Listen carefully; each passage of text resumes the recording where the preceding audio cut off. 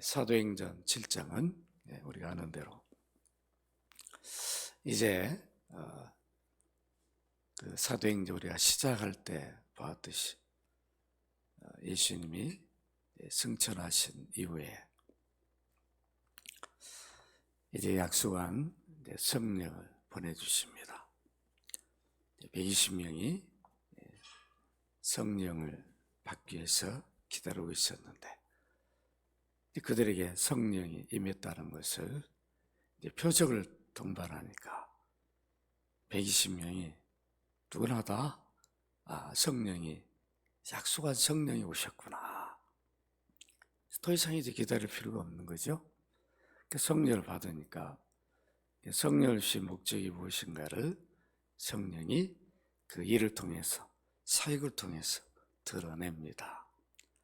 이제 너희들아 성령을 받았으니까 이미 우리가 사도행전 1장 8절에 있는 것처럼 오직 성령이 너에게 마시면 너희가 권능을 받고 예루살렘과 온 유대와 사마리아와 땅끝까지 이르러 내 증인이 되리라. 성령을 주신 목적이 증인이 되는 거죠. 그러니까 증인이 되려면 120명이 그냥 안에만 있어가지고는 안 되는 거죠. 이미 그들은 예수 믿는 자들이고 성령을 모셨어요. 네가 믿으니까 너희가 보았지 않냐, 들었지 않느냐. 그러니까 이제는 나가라. 내가 너희들이 증인이 되도록 도와주겠다. 그래서 성령이 말하게 하심을 따라. 자꾸 나가서 말하라. 이 증인이라는 게 이게 벙어리가 되면 안 되는 거죠. 그렇죠? 가만히 있으면 증인이 될 수가 없어요. 법정에서 증인이 되려면 나가야 돼. 분명히 선서하고 거짓으로 말하면 안 돼. 손짓으로 막 이러는 게 아니라 분명히 또박또박 모든 사람 재판장 앞에서 양쪽 변호사 앞에서 말한다. 그 내가 말하는데 끝나는 게 아니라 상대편 변호사가 또 어떤 질문을 할지도 몰라요. 내가 보고 들은 거니까. 그걸 다 물어본다. 그럼 내가 아는 거니까 자세하게 말하는 거지. 본 거니까, 들은 거니까. 어떻게 물어봐도 말할 수 있는 거죠. 내가 예수 그리스도를 주로 믿고 있으니까. 또 현장에 다 봤어요. 그러니까 누구 앞에서도 내가 믿는 분은 말할 수 있어야 되잖아. 그런데 말할 수 없을 수 있는데 누가 도와준다는 거예요? 성령이 도와주신다. 그걸 지금 사도행전을 통해서 확인시켜 줍니다. 그러니까 전도는 증인은 내 힘으로 되는 게 아니고 성령이 도우신다. 우리는 뭔가 도구로 쓰임 받는 거죠. 도구로. 우리를 도구로 써요. 성령이 가서 막 말하는 게 아니에요. 성령이 가서 전도하는 게 아니라 이미 믿도록 해준 은혜를 입은 우리를 도구로 사용하시오. 그러니까 우리는 도구예요. 내가 믿게 하는 게 아니라 도구 역할만 하면 되는 거죠. 이거를 우리가 안다면 전도를 자신 있게 누구 앞에서도 담대하게 할 수 있어요. 사도들이 제일 먼저 앞장서서 성령에 이끌려서 성령이 말하게 하심을 따라 그들이 말합니다. 본래는 이 사도들이 복음을 전할 수 있는 사람들 아니었어요. 예수님 부활할 때도 다 부활한 거 보고도 다시 업으로 돌아갔어요. 다시 예수님이 그들을 만나줍니다. 요즘 큐티 나왔죠? 요한복음에 보면 예수님이 베드로에게 베드로야, 이 사람들보다 네가 나를 더 사랑하느냐? 얼마나 부끄럽겠어요. 아니 사람을 낚는 어부가 되라고 이미 불러가지고 그때는 다 그물을 버려두고 자기가 버린 게 아니라 하나님 버리게 한 거죠. 주님이 다 버리게 한 거예요. 너희는 이제 어부 낚는 어부가 아니라 고기 낚는 어부가 아니라 사람을 낚는 어부다. 얼마나 복된 자예요. 그죠? 아니 베드로가 고기나 낚고 있었으면 유대인으로 살다가 다 지옥 갔을 거예요. 다 그물을 버려도 그리스도를 위해서 복음을 낳는 어부가 됐으니까 전 세계가 베드로 이름을 다 기억하고 있어요. 수제자라고, 수사도라고. 얼마나 부끄럽겠네. 주님이 그냥 고기잡이 현장에 와가지고 그럴 때 베드로가 쥐구멍이 어디 있는가? 숨어야 되는, 숨을 곳이 어디? 아가파오로 물어보죠. 왜요? 주님은 그렇게 물어볼 수 있어요. 십자가 죽으셨으니까. 사랑을 다 쏟아준 거죠. 생명을. 그것도 창조 중보자가. 아버지가 창조를 계획했는데 실제로 아들이 이뤘잖아요. 계획은 아버지가 했어요. 모든 작정은 아들이 이룬다. 그러니까 실질적인 창조 아들이라. 그러니까 요한복음에서 아들이 그로 말미암아 다 이렇게 말하는 거죠. 그래서 우리는 창조 중보자라고 말하는 거예요. 근데 이렇게 창조주가 피조물이 어떻게 죽을 수 있어요? 그런 사랑을 주셨으니까 아가파오로 물어보는 거죠. 네가 나를 사랑하느냐? 베드로는 그 대답을 못하는 거예요. 어떻게 하겠어요? 지금 자기 꼴이 지금 모습이 뭐예요? 다시 업으로 돌아갔는데 이게 거기서 무슨 대답을 할 수 있겠어요? 주님이 하심. 그게 정답이죠. 자기가 주님을 사랑하되 친구 사랑, 그 사랑으로 할 수밖에 없다는 것을 고백합니다. 필라. 그게 어떻게 보면 베드로의 정직한 모습이었을 거예요. 계속 3번을 아가파오로 물어봐도 대답을 우정 정도의 사랑으로 나는 할 수 있습니다. 저는 어떻게 주님이 그 십자가에 지신 그 사랑으로 내가 그 사랑을 받았지만 저는 그 사랑으로 주님 사랑 못합니다. 이게 정답이라. 그럼 네가 친구 정도 사랑하는 마음은 있냐? 그 사랑이 있는 그래도 내 양을 먹이라 그래요. 우리가 십자가 사랑을 다 붙들고 있다고 그래서 그 사랑으로만 목회하고 그 사랑으로만 이웃 사랑하고 그게 아니에요. 그런 사랑 없이 내가 내 양을 못 맡긴다. 주님이 그런 적이 없어요.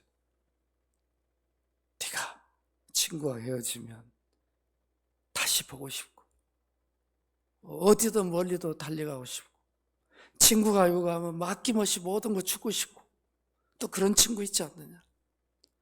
네가 그런 친구 사랑하는 그런 마음만 있다면 내 양을 먹이라. 주님이 그러신 거죠. 우리는 너무도 갚을 수 없는 사랑을 받았는데 주님이 우리에게 요구하는 것은 그런 걸 요구하는 게 아니었습니다. 이렇게 사도들은 엄청난 은혜를 입은 사람들이죠. 그러니까 사도들이 나설 수밖에 없는 거죠. 얼마나 부끄럽겠어요. 이미 내 양을 먹이라 치라다 했으니 베드로가 나서서 열심히 성령이 이끌리고 말하게 하시니까 그 상대방이 보통 사람이냐? 이거 십자가 사건이 얼마 전에 있었던 날 아니에요? 오순절이니까 50일밖에 안 됐어요. 그 가까이 있었던 얼마 안 된 이제 모든 사건들이 다 일어난 거죠. 죽으신 다음에 부활하시고 40일 계시고 10일 후에 성령 강림하시죠. 그러니까 50일, 부활하고 50일째 오신 거예요. 그러니까 십자가 사건이 불과 50 며칠 정도밖에 안 된, 지금 예루살렘에 있었던 일이잖아. 예루살렘에는 각국에서 유월절 제사하기 위해서 다 모였다. 그들에게 급속하게 퍼진 거죠, 십자가 사건이. 근데 그들 앞에서 예수님이 누군가를 담대히 전합니다. 이 사도를 통해서 초대교회 형성이 됩니다. 예루살렘 교회가 엄청나잖아요. 베드로가 한 번 설교에 3,000명, 5,000명이 하루에 돌아올 정도. 많은 이적이, 예수님이 했던 이적들을 다 한 건 아니지만 예수님 이름만 대도 병자들, 안진뱅이가 막 일어나 버리고 놀라운 일들이 일어났어요. 왜 그랬을까요? 지금 복음이 힘있게 증거돼야 되니까 그런 표적들을 주신 것이죠. 그러니까 우리가 표적을, 베드로가 주님 제가 오늘 전도를 하니까 막 그냥 기적 이적을 보여주십시오, 그렇게 하지 않았다. 필요하면 은혜를 입히시는 거죠. 이제 사도들만이 복음을 전해야 된다, 이게 아니었어요. 이미 이제 교회가 형성되니까 어떻게 됩니까? 너무 많아지니까 교회 안에 여러 어려움도 생기고 그렇습니다. 그렇지만 그 안에 이제 사도들이 교회를 조직하죠. 집사들을 세우고, 그러니까 조직된 교회를 세워갑니다. 그때 세움받은 집사 중에 한 명이 누구예요? 스데반이잖아요. 그러니까 초대교회 집사들 보면은 너무도 대단하죠. 오늘 이 정도면 저도 가서 예루살렘 교회 가서 집사도 못할 것 같아. 그죠? 우리 이 목사님 자신 있는 것 같은데. 참 가서 어떻게 할 수, 이 자기 요건이 이건 아무나 할 수 있는 게 아니더라. 그걸 보면 이렇게 초대교회 교회를 형성할 때 주님이 얼마나 많은 은혜를 주셨는가를 보여주는 거죠. 그렇지 않고는 교회가 이루어질 수 있겠어요? 선교지에 복음을 전했는데 어렵게 교회가 형성이 됐어요? 그러면 어떻게 돼요? 그 교회를 주님이 철저히 보호해 주잖아요. 안 그러면 조금 핏발이 확 무너져 버리면 이게 뭐가 되겠어요? 제가 선교 현장에 가서 많이 느껴봤어요. 그 많은 핍박 가운데서 교회가 형성되면 주님이 교회를 지켜주시더라고요. 예루살렘 교회도. 그러니까 이제 교회가 조직되면서 힘있게, 그래서 어머니 교회 역할을 하도록 됐습니다. 이제 조직된 교회에서 이제 집사님들이 정말 내적으로는 자기 의무대로 또 재정도 여러 교회 역할을 감당하고, 가장 중요한 그리스도인의 목적이 뭐예요? 교회 봉사도 다 중요하지만 증인 역할이죠. 증인 되는 거예요. 그러니까 스데반이 교회에서만, 자기가 안에서만 집사로 모든 역할을 하고 의무를 다하고 끝난 게 아니라 이제는 밖에서는 아직도 자기 이웃들이, 동족들이 안 믿고 있잖아. 십자가 사건, 부활 사건이, 승천 사건이 불과 얼마 전인데 다 본 사람도 있고 들은 사람도 있는, 아직도 안 믿고 있잖아. 얼마나 안타까워. 이제 스데반도 이제 성령이 이끌려서 증인의 일을 합니다. 전도를 하게 되죠. 그러니까 사도들만 복음을 맡은 게 아니라 모든 그리스도인들은 다 복음의 증인의 역할을 해야 한다는 것을 분명히 보여줍니다. 그 스데반이 야, 이거 집사님인데 보통 실력이 아니에요. 사도행전 7장에 보면 우리 흔히들 스데반의 설교다 이렇게 말을 합니다. 설교라기보다는 복음 선포라고 말해야 되죠. 그가 이제 그리스도의 증인으로 구약의 역사를 잘 요약했죠. 한 장에 그냥 요약해버려요? 얼마나 뛰어납니까? 참 대단하죠. 우리 좀 오늘날 좀 일해야 돼. 목사들이 좀 일해야 되는데. 그러죠? 구약학자들이 그냥 이런 학자도 별로 없다. 스데반 정도 그냥 한 장에 딱 요약해가지고 탁탁탁. 누가 앞에서도 그냥 아브라함이 이러고 모세가 이러고 탁탁 말하지. 다윗 솔로몬 다 말하잖아요.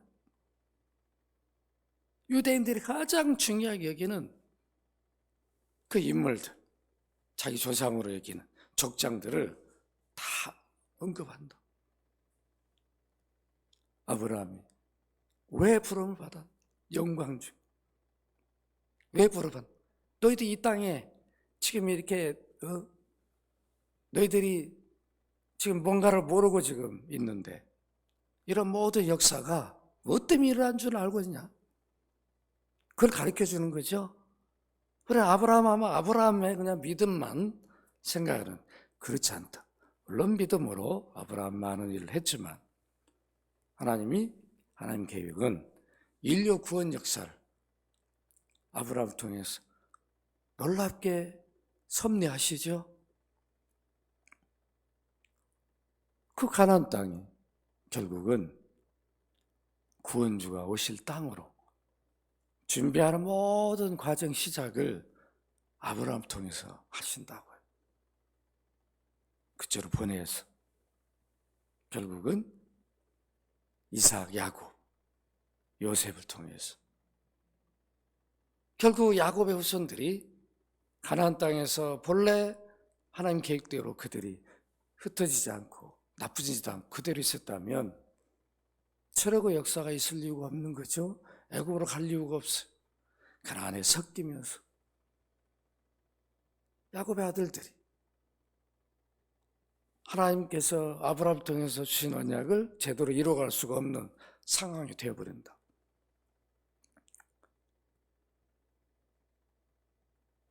다 섞여가지고 결국은 하나님 계획한 일들을 이루기 위해서, 그것을 방지하기 위해서 어떻게 합니까?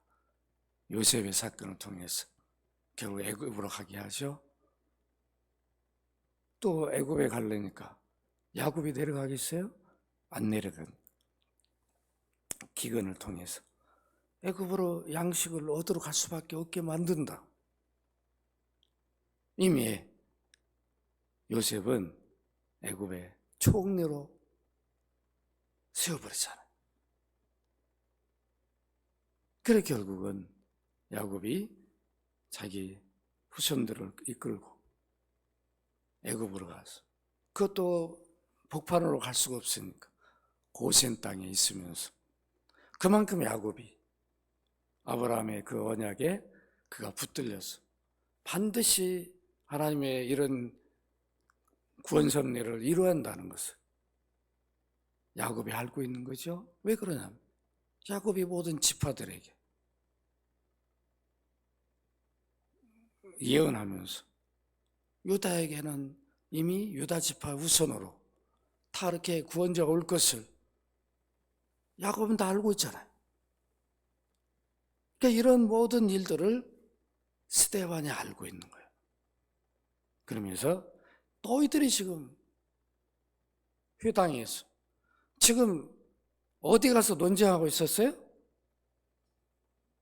회당에 갔단 말이에요. 여러분 사도행전 6장 8절로 10절 같이 한번 읽어볼까요? 사도행전 6장 8절로 10절 같이 읽습니다. 시작. 스데반이 은혜와 권능이 충만하여 큰 기사와 표적을 민간하게 행하니 이른바 자유민들 즉 구레네인들 알렉산드레인 길리기아와 아시아에서 온 사람들의 회당에서 어떤 자들이나 스데반과 더불어 논쟁할세 스데반의 지혜와 성령으로 말함을 그들이 능히 뭐하지 못했다? 뭐하지 못했다? 당하지 못했다. 근데 나중에 뒤로 가보면 여기에 누구도 있었어요? 사울도 있었어요. 사울이 있었는지 없었는지 정확하지는 않아요. 어쨌든 이제 사울이 어디 현장에 있어요? 이제 회당에 끌어내가지고 죽이려고 그러죠? 돌에 맞은 현장에 사울이 있었어요? 없었어요? 그렇다면 이미 모든 이런 현장에, 스데반의 현장에 사울이 있었다라고 볼 수 있어요. 안 그러면 여러분 보세요. 나중에 사도행전 뒤로 가보면 이제 바울이 예수 믿고 예루살렘에 잡혔을 때 그들 앞에 얘기를 하죠. 내가 어떤 현장에 있었다는 걸 얘기합니다. 그 말은 이미 스데반에 뭐뭐 했던 것을 사울이 다 알고 있어요. 그렇다면 스데반이 어떤 사람인지 알아야 되잖아. 그럼 우리가 뒤로 가서 보면 이 현장에 있었을 것이다.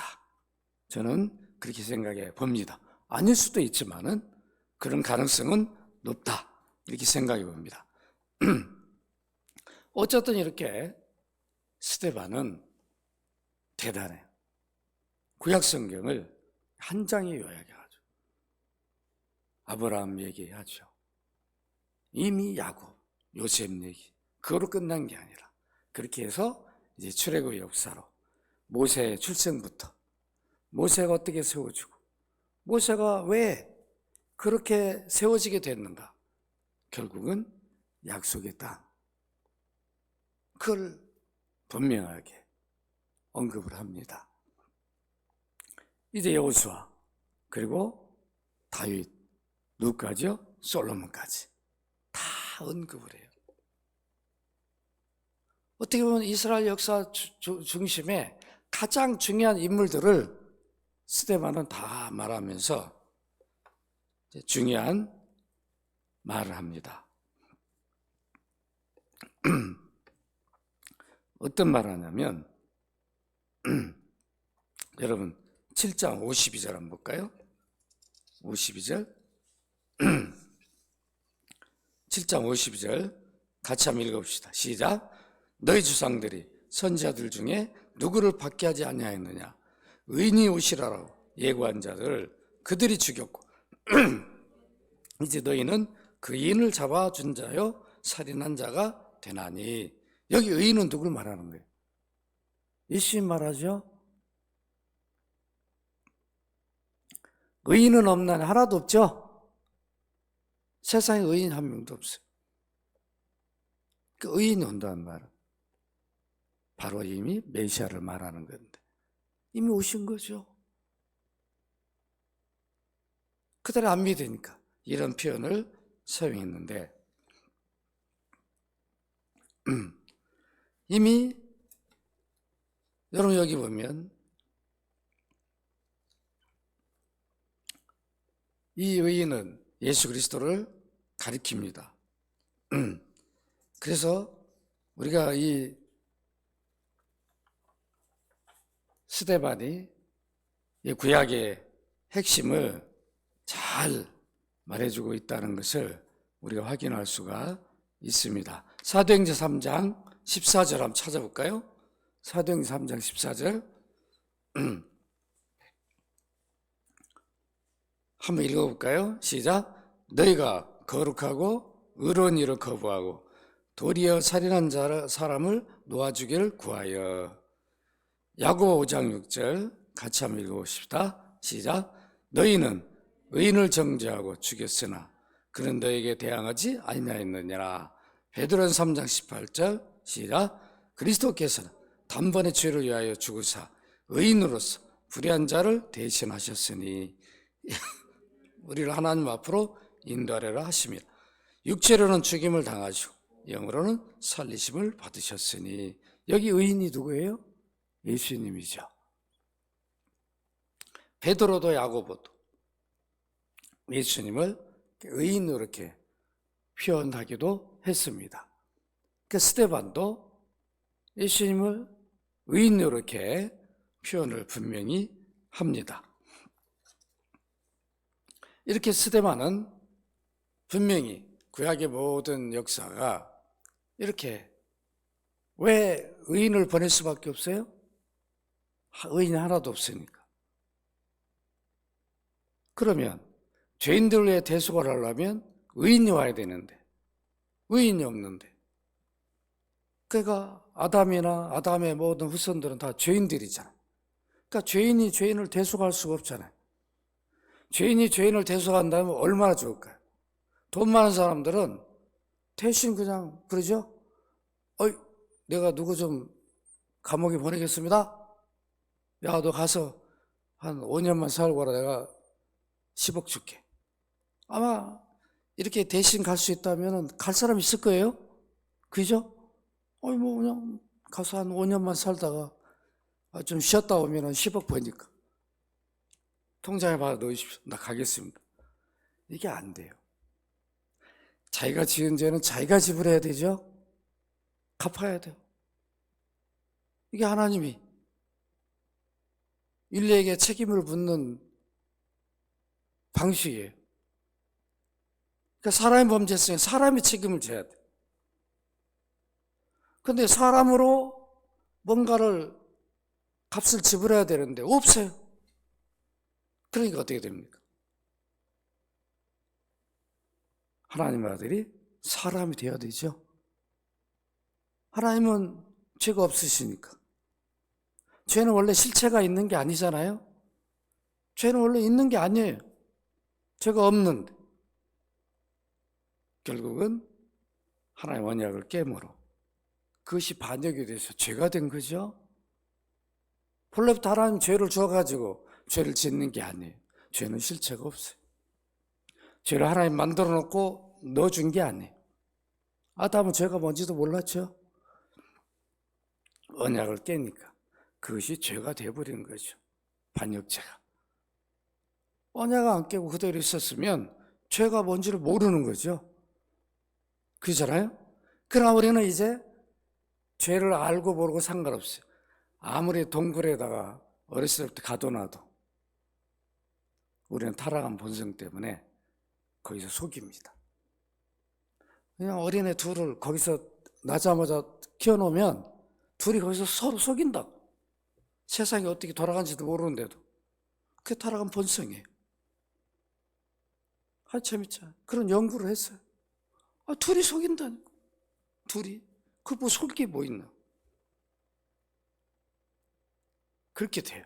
이게 타락한 본성은 이미 부정할 수가 없어요. 이렇게 이미 하나님이 의인을 갑자기 만들어 보낼 수가 없잖아요. 그래서 하나님의 아들이 이미 영원 작정 속에 아버지, 아들, 성령이 의논하셨어요. 인류가 범죄하면 어떻게 그들을 구원해내실 것인가. 이미 창조 계획 속에 다 계셨어요. 그들이 범죄하면 그들을 구원내실 계획을 했기 때문에 아담이 범죄하자 바로 구원주로 약속하죠. 그게 창세 3장 15절 아니에요? 여자의 후손을 바로 약속합니다. 구원 계획 속에 있었으니까. 그렇게 해서 결국은 하나님이 이미 작정하신 대로 아들이 구원주로 오십니다. 구원주로 오시려면 영이신 아들이 죽을 수 있어요? 하나님 못 죽잖아요. 내가 죽었다. 그래도 되겠어요? 확인해야 되는데. 그래서 사람이 되시는 거죠. 어떻게 사람이 돼요? 동정녀 탄생을 한다. 여자의 몸에서 성령의 역사에서 마리아의 모든 부패함이 전가되지 않게 하죠. 그거 인성을 취하신다. 사람이 돼. 그러니까 그 일을 성령이 하셨기 때문에 동정녀 성령으로 잉태돼요. 동정녀 마리아에게 낳았다. 성령이 그 일을 하신 거죠. 처녀의 몸에서 유일하게. 지금 어디 어떤 처녀가 동정녀 탄생을 할 수 있습니까? 할 수가 없다. 시험관하게도 넣어줘야 되는 거죠. 거기다 서로 만나게 해줘야 되는 거죠. 저절로 되는 게 없어요. 인성을 사람이 되시기 위해서. 원래 하나님인데 신성이잖아요. 하나님이시잖아요. 사람이 되신다. 그래서 예수님은 양성을 가지셨어요. 양성을 하셔서 한 인격이죠. 신성 따로 인성 따로 이렇게 하시는 게 아니죠.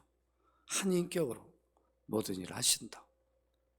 그러니까 이제 메시아로 구원주로 죽으셔야 되니까 결국은 의인으로 죄 없는 인간의 몸을 입어서도 죄가 없는 분이잖아요. 그러니까 창조주가 피조물 입어도 본래 하나님이니까 죄가 없는 거죠.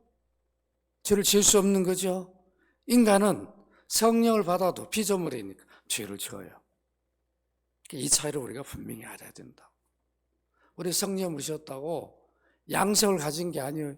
갑자기 신성을 입었으니까 예수님처럼 그렇게 하나님 되는 게 아니란 말. 우리 영원한 피조물이에요. 성령을 모셔도. 그러니까 우리는 죄를 져요. 이 땅에서. 영원히 영과에게 분리되어서 영원히 하늘나라 가기 전에는 육을 입고 있는 한 우리는 완전 성화는 이 땅에 불가능합니다. 이루어질 수가 없죠. 그렇다고 우리가 죄를 지라는 게 아니라 이 땅에는 하나님 은혜로 우리가 살아가는 거지 구원받았다고 해서 완벽하게 누구나 사는 것은 아닙니다. 이렇게 하나님이 아들을 보내서 사람이 되게 했어요. 그래서 의인이에요. 그러니까 의인이 죄인을 위해 대속을 하는 거죠. 그러니까 사람이 되어 대속을 하니까 단번에 완전한 제사가 되는 거예요. 이것을 구약의 제사 없이 누가 이해할 수 있겠나? 그 성전 제사를 만든 거죠. 또 율법을 안 주면 누가 죄인이라고 인정하겠어요? 그러니까 죄가 뭔가를 깨닫게 해준 거죠. 그럼 그 죄에서 대속이 뭔가를 알려주기 위해서 값을 지불하는 제사법을 하나님이 허락하셨어. 그거를 미리 연습하게 만든 거죠. 내가 죽을 자리에서 대신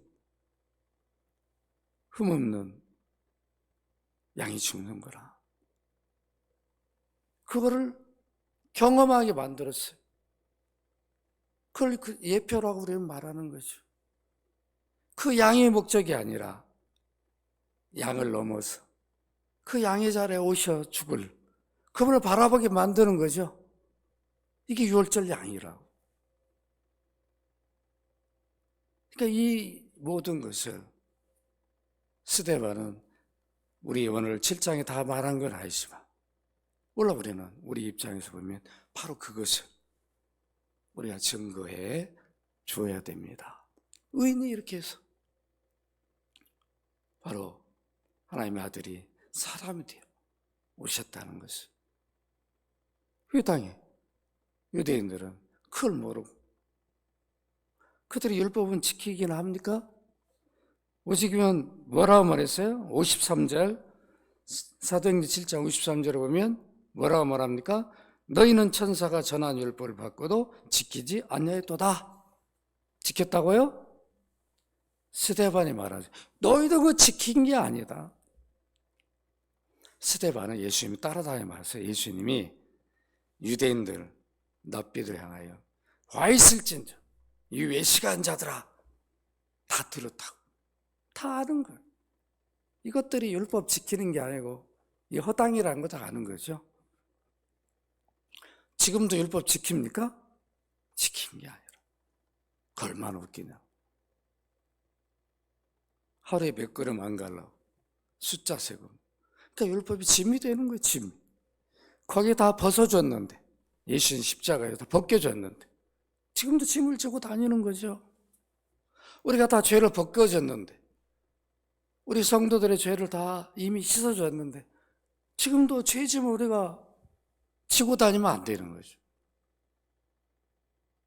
구원이 뭐예요? 이미 죄값을 지불해서 건져줘 버렸어. 너는 이제 죄 없다라. 선포해 줘버린 거죠. 이게 구원이라. 더 이상 죄를 묻지 않는다. 지옥 갈 죄를 책임을 묻지 않아요. 그걸 우리는 죄책이라고 그러죠. 죄가라고. 안 물어요. 그 이미 예수님이 다 십자가 지실 때 이미 우리도 같이 죽어버렸어. 다 지불돼버렸어. 그게 우리의 구원의 감격이 있는 거죠. 이것 때문에 우리 안에 평강, 평안이 있는 거예요. 이걸 세상 어디에서 느낄 수 있어요? 이 평안함을.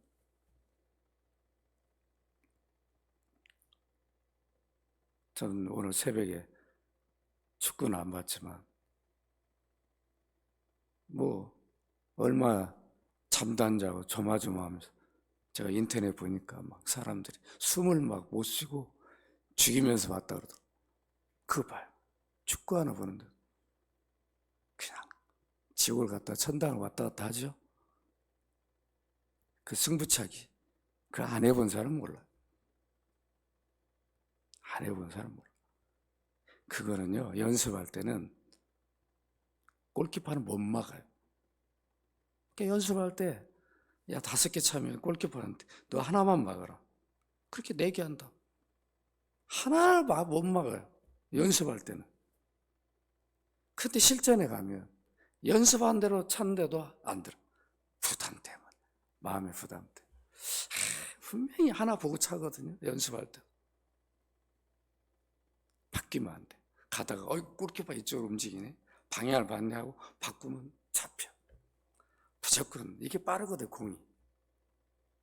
그러니까 내가 생각한 대로 차면 되는데 흔들려. 이렇게 움직여서 가는 순간 벌써 골키퍼가 읽는 줄 알고 흔들린다. 이게 우리 인간의 마음이라는 것은 이래요. 우리 죄에 대해서 그러면 안 돼요.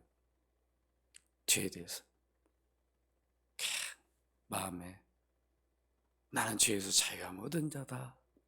이 지옥 갈 이 값을 주님 때문에 내가 다 용서받았구나. 집을 받았구나. 내가 이런 사람이구나. 막 엉엉 울어야 되죠. 막 기뻐가지고. 그게 우리가 십자가를 잊을 수가 없는 거죠. 그 십자가 사건을. 평생. 거기에 무엇을 비교할 수 있냐고. 내가 가진 거 어떤 거 비교할 수 있어요?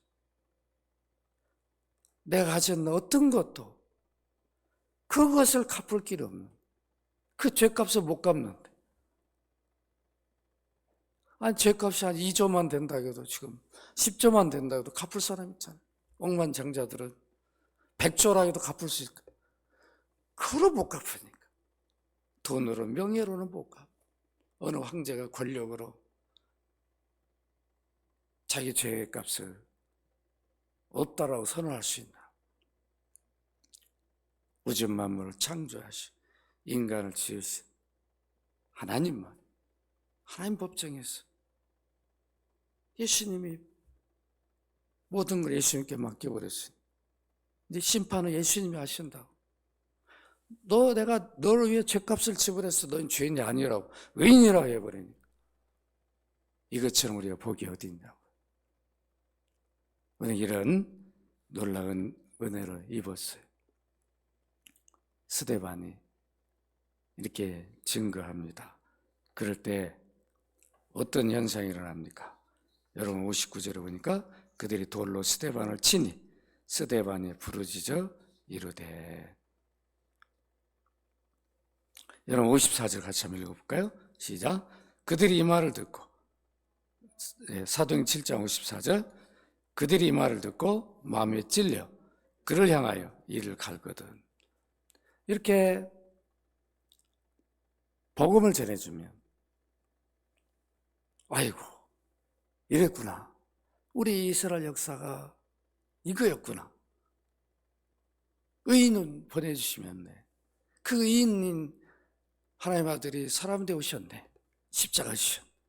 이렇게 믿는 게 아니라 이미 성령의 일을 스데반을 통해서 하고 계시는데 어떻게 하면 적대감을 가져.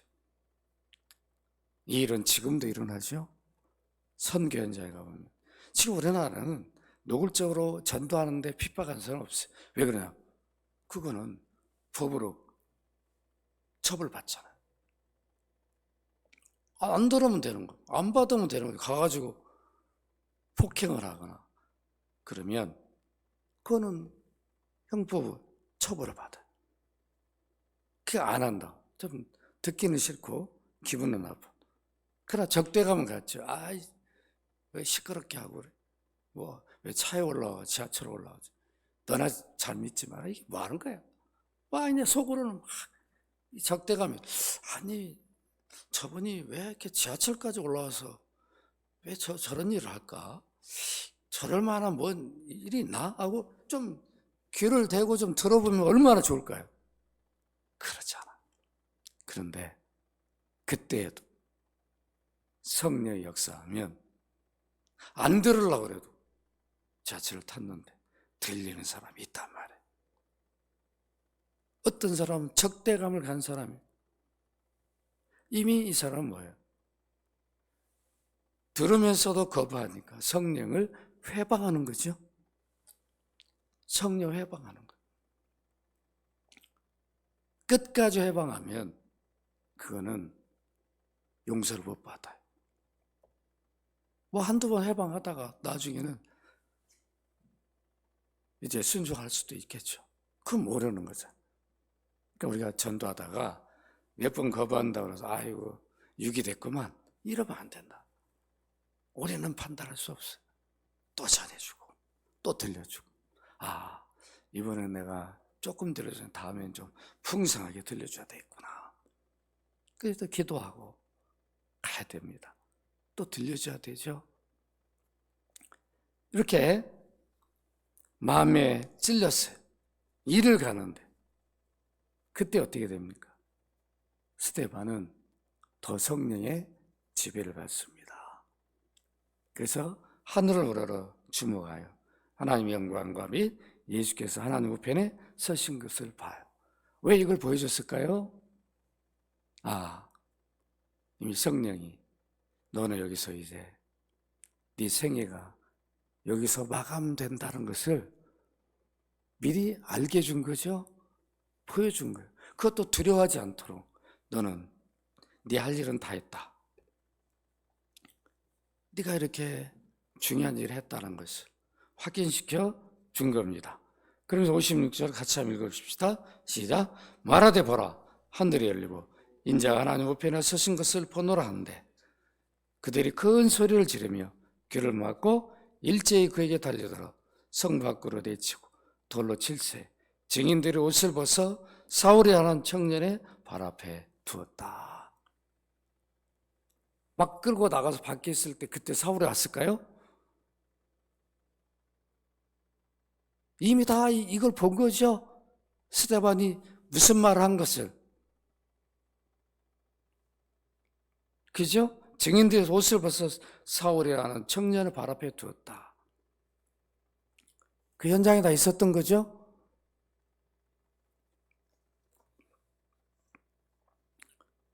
이제 그들이 돌로 스데반을 치니 스데반이 부르짖어서 이르되 주 예수여 내 영을 받으시옵소서.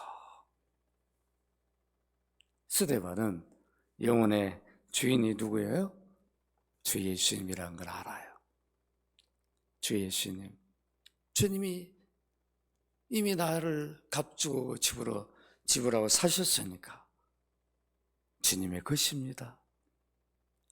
살아도 주를 위해 살고 죽어도 주를 위해 죽나니 사나 죽으나 주의 것이다. 누가 이 고백을 했어요? 바울 사도가. 스데반이 내 영혼도 주의 것이죠. 이미 내 것도 주의 것입니다. 내 영혼 주인이니까 내 영혼을 맡깁니다. 누가복음 13장 46절 같이 한번 읽어볼까요? 시작. 예수께서 누가복음 23장 46절 네, 같이 읽습니다. 시작. 예수께서 큰 소리를 불러 이르시되 아버지 내 영혼을 아버지 손에 부탁하나이다 하고 이 말씀을 하신 후 숨지시니라. 누가 이 기도를 했어요? 내 영혼을 아버지 손에 부탁합니다. 스데반은 예수님의 번을 따라서 내 영혼을 주님 내 영혼을 받으십시오. 주님 것입니다.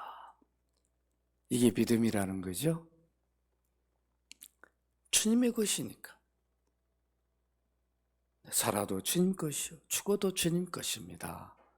그러니까 주님이 가지십시오. 이게 믿음의 사람의 모습입니다. 이거 우리에게 보여줍니다. 우리가 동일하게 예수 믿는 사람이에요. 스데반이 평신도예요.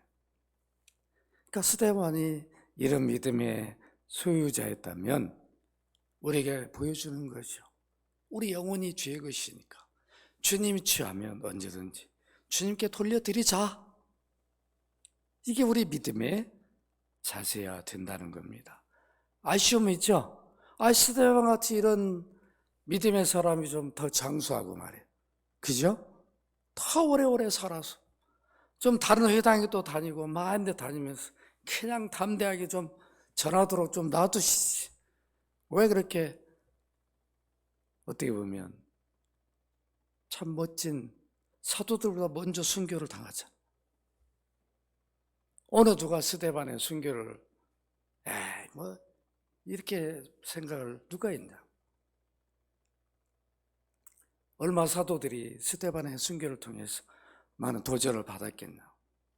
저렇게 병신도가 복음을 전하다가 덜에 맞아 이렇게 주님 앞에 가는 모습 보면서 야, 우리가 더 정신을 차리자. 아마 그랬을 겁니다. 여러분 60절 같이 한번 읽으십시다. 시작. 무릎을 꿇고 크게 불러 이르되 주여 이 죄를 그들에게 돌리지 마옵소서. 이 말하고 잤다. 여러분 얼마나 멋있습니까?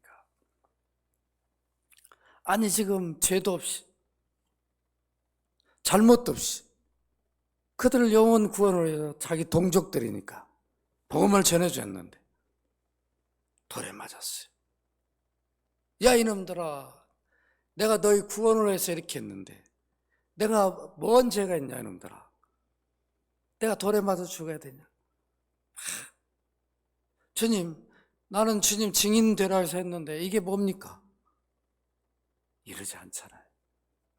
우리가 얼마나 우리 예수 믿다가도 조금 사업이 어렵고 또 직장이 어렵고 가정이 자녀들이 좀 어렵고 얼마나 막 원망이 나오고 막 불평이 나오고 낙심되고 좌절되고 그런데 자기 목숨까지 위태롭고 이렇다 하면 이건 뭐 더 막 그냥 이게 선이 무너져 버리겠죠? 스데반 그렇지 않아요. 영광을 봤어요. 하나님 보좌에서 자기 주님이 계신 거. 그 승천하셨던 그 모습을 봤는데 그 모습으로 하나님 보좌에 계신 걸 봤어요. 내 지금 그 주님 만나러 가는구나. 돌이 그냥 막 와서 머리통이 깨지고 막 창자가 터져도 그걸 본 게 아니라 영광스러운 주님의 모습을 본 것이요. 이게 바로 구원 얻은 자의 죽음의 모습입니다. 죽을 때 그 아픔이 보이는 게 아니고 뭐가 보여요? 하늘 보좌에 계신 주님이 보이는 거죠. 나의 죗값을 지불해서 건전해 주신 그 주님이 심판주로 계신 게 아니라 그래 내가 너를 구원했는데 이제 이 영광의 자리로 와라. 그 영광의 모습을 보여주는 거죠. 육은 이제 잠을 자는 거죠. 영혼은 영광을 본 대로 그 자리로 가는 거죠. 오늘 우리는 이것을 보면서 여전히 오늘날도 우리가 복음을 전하면 성령이 역사하는 것을 우리는 확인할 길이 없지만 듣는 사람이 있어. 당장에 반응하고. 그러나 어떤 사람은 적대감을 가지고 반대로 반응하는 이런 일이 있습니다. 그러나 우리는 두려워할 이유가 없는 거죠. 스데반이 성령을 의지하고 가서 전합니다. 복음을. 그래서 사도행전 22장 20절에 보면 바울이 이런 고백을 합니다. 사도행전 22장 20절 같이 읽습니다. 시작. 또 주의 증인 스데반이 피를 흘릴 때 내가 곁에 서서 찬송하고 그 죽이는 사람들의 옷을 지킨 줄 그들도 아나이다. 스데반이 있을 때 자기가 있었다라고. 바울은 이미 예수 믿고 사도로 부름받아서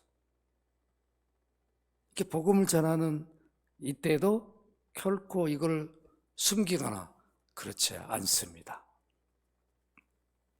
그래서 바울이 이런 말을 합니다. 고린도전서 2장 4절에 보면 내 말과 내 전도함이 설득력 있는 지혜의 말로 하지 아니하고 다만 성령의 나타나심과 능력으로 한다. 바울처럼 대단한 구약에 등통한 사람도 다 그 지식으로 하는 게 아니다. 나도 성령이 나를 불렀고 성령이 나를 마게도냐로 가라 해서 갔고 나도 성령 의지하고 성령의 말하게 하심을 따라 말하는 거지 내 지혜와 내 지식으로 전도하는 게 아니다. 아시겠죠? 그래도 성령을 믿고 성령은 주신 목적이 요한복음 14장 26절입니다. 이것만 읽고 마치도록 합니다. 요한복음 14장 26절 마지막 찾아서 같이 한번 맨 앞쪽에 있죠? 네. 같이 한번 읽어봅시다. 시작. 보혜사고 아버지께서 내 이름으로 보내실 성령 그가 너에게 모든 것을 가르치고 내가 너에게 말한 모든 것을 생각나게 한다. 생각나게 해주시죠. 그가 너에게 모든 것을 가르치고 내가 너에게 말한 모든 것을 생각나게 한다. 예수님 말한 것이 성경에 다 기록되어 있어요. 우리가 들었던 거, 읽었던 거, 보았던 거 다 잊어버렸는데 전도할 때는 가르쳐줘요. 생각나게 해줘요. 그러니까 전도는 내가 하는 게 아니죠. 내가 하는 게 아니니까 나는 가기만 하면 돼. 나 믿고 가기만 하면 돼. 성령님 나는 믿고 갑니다. 주님 증인되라고 했으니까 갑니다. 가면 하실 말씀을 줍니다. 이 확신을 가지시고 여러분들이 스데반처럼 귀한 증인의 역할을 감당하기를 주의 이름으로 축원합니다. 그러고 가신 아버지 스데반의 순교의 현장을 통해서 많은 것을 깨닫습니다. 그가 평신도이지만 교회에서만 집사로 자기 의무를 다한 게 아니라 교회 밖에서 증인으로 성령을 받은 목적대로 그리스도를 증거하고 선포한 스데반이었습니다. 때로는 이렇게 핍박을 받고 돌에 맞아 순교를 당하면서도 결코 굽히거나 원망하지 않고 그 영혼을 그 주인에게 맡기고 또 스데반이 죽을 때 그 영광스러운 주님의 모습을 보게 해주셔서 죽음을 더럽지 않도록 영광스럽게 여기도록 한 것을 우리가 확인합니다. 우리가 전도할 때 영혼을 사랑하는 마음을 갖게 하시고 무엇보다도 내 지식, 내 경험, 내 능력으로 전도하는 것이 아니라 성령이 나로 하여금 내가 믿고 있는 예수 그리스도를 증거하도록 가르쳐 주시고 생각나게 해주심을 확신하며 귀한 사명 감당케 하여 주옵소서. 오늘도 예배에 참여한 주의 백성들 저들을 복되게 하시고 스데반 같은 귀한 사명 감당케 하여 주옵소서. 주 예수 그리스도의 이름으로 기도합나이다. 아멘. 주 예수 그리스도의 이름으로 아버지 하나님의 사랑과 성령의 교통하심 스데반처럼 복음의 증인으로 살기를 소원하는 귀한 주의 백성들 위해 가정 위에 자녀들 산업 일터에 함께하여 주시기를 간절히 축원하옵나이다. 아멘.